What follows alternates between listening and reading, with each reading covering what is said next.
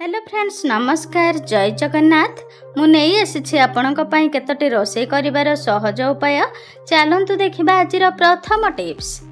बिना पियाज एवं रसुण रे तरकारी तैयारी करिबा पई हेले टमाटो एवं कंचा बादाम को ग्राइंडिंग करिकी तरकारी रे दियंतु।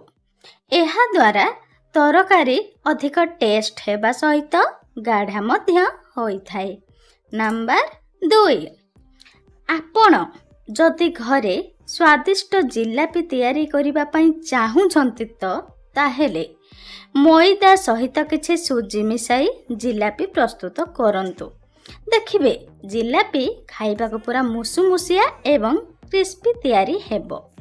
3, जदि आपण डालमा को आहुरी अधिक स्वादिष्ट करिबा पई चाहुछंती तो ताहेले छुंको प्रस्तुत कला बेले अदा एवं रसुण को ग्रेटर साहाय्य करिकी छुंको प्रस्तुत करंतु।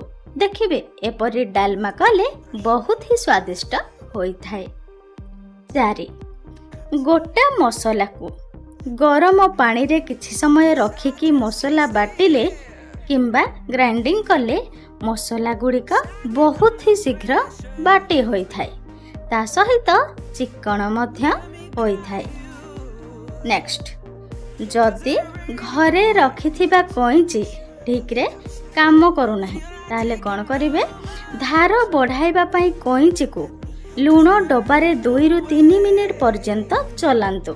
एपरि करिबा द्वारा कइंचीर धार बढ़ी जाई थाए। एमिति नुआ नुआ रोषेई टिप्स विषय अधिक जानिबा पई हमर चैनल को प्लीज सब्सक्राइब करि पाखरे थिबा बेल नोटिफिकेशन ऑन करि रखंतु। नंबर 6, डालमा प्रस्तुत पाई आपण जे कोनोसी भी डाली रोषेई करूछंती ता पूर्वरु डाली को हल्का भाजी की डालमा प्रस्तुत करंतु। एपरि करिबा द्वारा डालमा बहुत ही स्वादिष्ट होई थाए। नंबर 7, जदि दही आपणकर ठीक रे जमु नाही ताहले कौन करिवे, क्षीर को उषुम करी गोटे माटी पात्र रे रखिकी गोटे कपड़ा साहाय्य रे भल भाबरे घोड़ाई रखंतु। एहा द्वारा दही भल भाबरे जमी थाए, ता सहित गाढ़ा मध्य होई थाए। 8, रोषेई घरे जदि अधिक पिंपुड़ी हेउथांती ताहेले कौन करिवे, पिंपुड़ी थिबा स्थान रे किछि अट्टा दियंतु। एपरि कले पिंपुड़ी सबु चली जाई थांती। नेक्स्ट, जदि आपण सुजी एवं मैदा घर को आणुछंती ताहेले सुजी एवं मैदा को हल्का भाजी की एयर टाइट कंटेनर रे रखंतु। एपरि कले सुजी एवं मैदा बिल्कुल भी खराब होई न थाए, ता सहित पक मध्य लागी न थाए। एबे देखिबा शेष टिप्स।